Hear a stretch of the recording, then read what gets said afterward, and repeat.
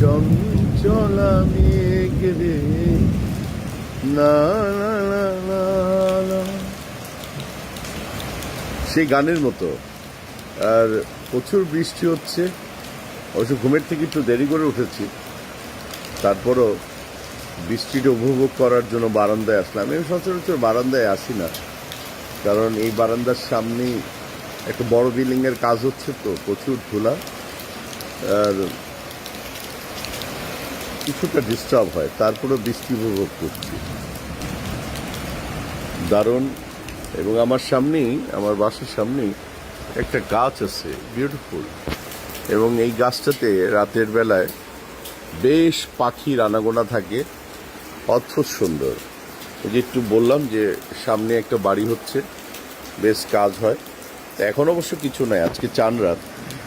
এই চান রাতের উপলক্ষে সবাই বাড়ি চলে গেছে, আমি একমাত্র এখানে বসে আছি। অবশ্য নামাজ পড়ে আলহামদুলিল্লাহ, আল্লাহ যদি সুস্থ রাখে, বাঁচিয়ে রাখে, আগামীকাল এই মনে হতে পারে আজকে রাতেও মানিকগঞ্জ চলে যাব, কারণ অরঙ্গাবাদ আর সাটুরিয়া চাপলা শ্বশুরবাড়ি, সেখানেই ঈদ করব। শুধু ঈদের সকালটা শুধু বড় বোন ভাই তাদেরকে সালাম করব।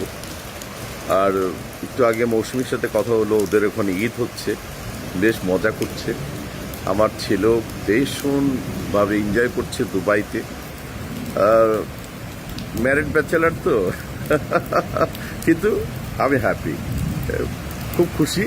কিছুটা তো মন খারাপ থাকবে এই ফ্যামিলির জন্য, এটাই বাস্তব সত্য কথা। তারপরও মোহাম্মদপুরে আমার ভাগনা ভাগ্নি সবাই আছে, আর এনজয় করব। আর আপনাদের সাথে ঈদ করব চাপলা শ্বশুরবাড়ি, অরঙ্গাবাদ, সাটুরিয়াতে। ধন্যবাদ,